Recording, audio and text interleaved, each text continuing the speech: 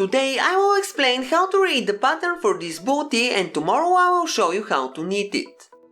This is a model from the 16th issue of the Passap magazine. That is the chart of the bootie. And these are the instructions. Let's start reading from the top of the page.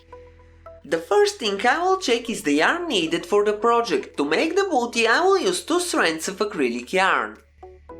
Let's continue with the stitch size. Stocking stitch tubular means tubular knitting. You have to use stitch size 5. When you knit the pattern shown on the diagram, you have to use stitch size 3.5. And when you knit the KK part, you also have to use stitch size 3.5. We have to knit the strap with tubular stitch. For the bootie we have to use the diagram, and for the sole part we have to use plain knitting. The diagram for the bootie is at the bottom of the page. Now you can see it on the chart. A is the strap. We have to use the tubular setting CX. B, D and T are the sides of the bootie, and we have to set the machine according to the diagram. C is the sole part. We have to use plain knitting. Now we can jump to the second paragraph. Let's read the first sentence. A. Strap with 34 stitches on each bed, knit 16 rows tubular. 34 stitches divided by 2 is 17, so we have to raise 17 needles to the left and 17 needles to the right side of the zero on both beds of the machine. We have to observe the needle rule. The leftmost working needle must be on the front bed and the rightmost working needle must be on the back bed of the machine. The racking handle must be in its lowest position. We will use both beds, so we need to insert the orange strippers. First we have to make the cast on. This is the first thing that you have to make before knitting the pattern. In this case I suggest the tubular cast on. To make it we have to knit 1 row with both locks set to N, then 2 rows with the lock set to CX and 1 last row with the lock set to N. On each step you have to increase the stitch size depending on the yarn which you are using. Now we have to knit the 16 tubular rows.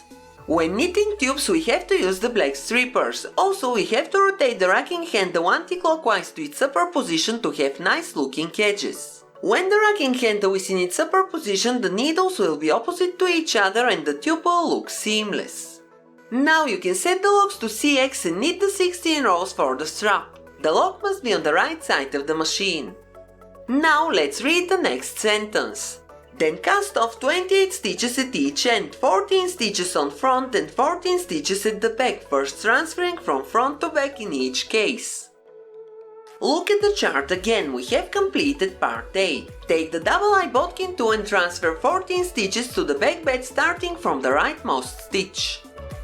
Then you have to cast off these stitches. Pick the rightmost stitch from the back bed and hook it onto the needle on the left. Raise the needle all the way so both stitches slide behind the latch, and with your other hand wrap the yarn from the lock behind the latch and into the hook. Then pull the needle back to knit off those stitches.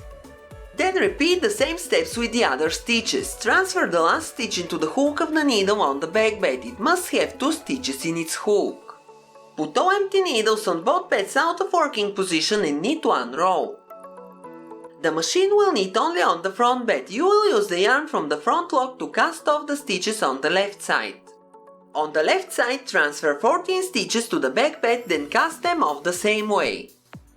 Put all empty needles out of working position and knit 1 row. Now the machine will knit only on the back bed. At this point there must be 6 needles in working position on the front and 6 needles in working position on the back bed. Let's read the next sentence. B. Heel. With stitch size 3.5 knit 22 rows in pattern according to the diagram.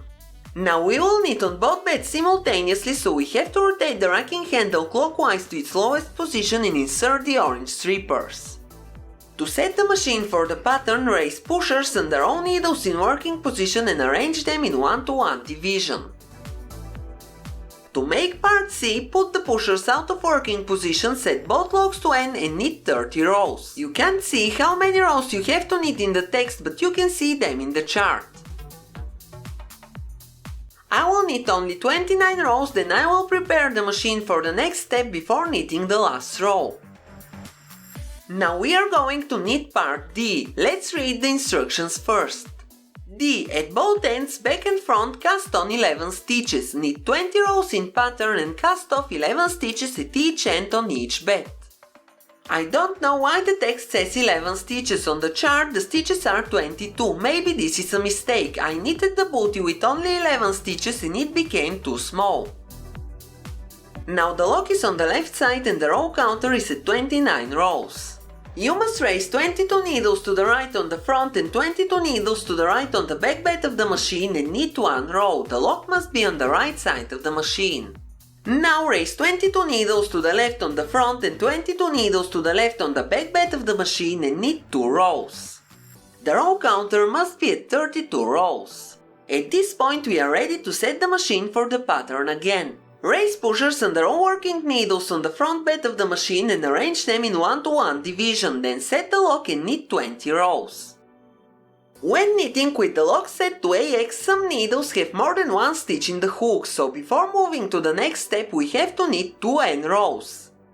This way there will be a single stitch in the hook of every needle and you won't mess up the bootie while transferring the stitches. Now we have to cast off these 22 stitches the same way as for the strap. First, rotate the racking handle anti-clockwise to its upper position, that way it will be easier to transfer the stitches because the needles will be opposite to each other.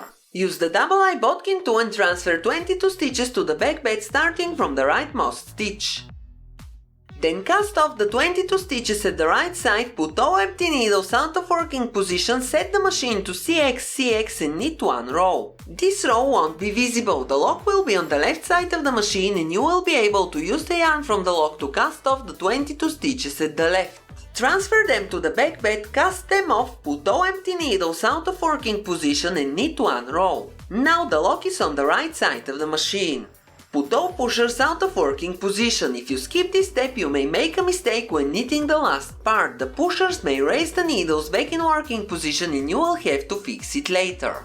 We are ready to read the last sentence. E. Knit 24 rows in pattern, cast off loosely. First rotate the racking handle clockwise to its lowest position. Raise the pushers on the row needles in working position and arrange them in 1-to-1 division.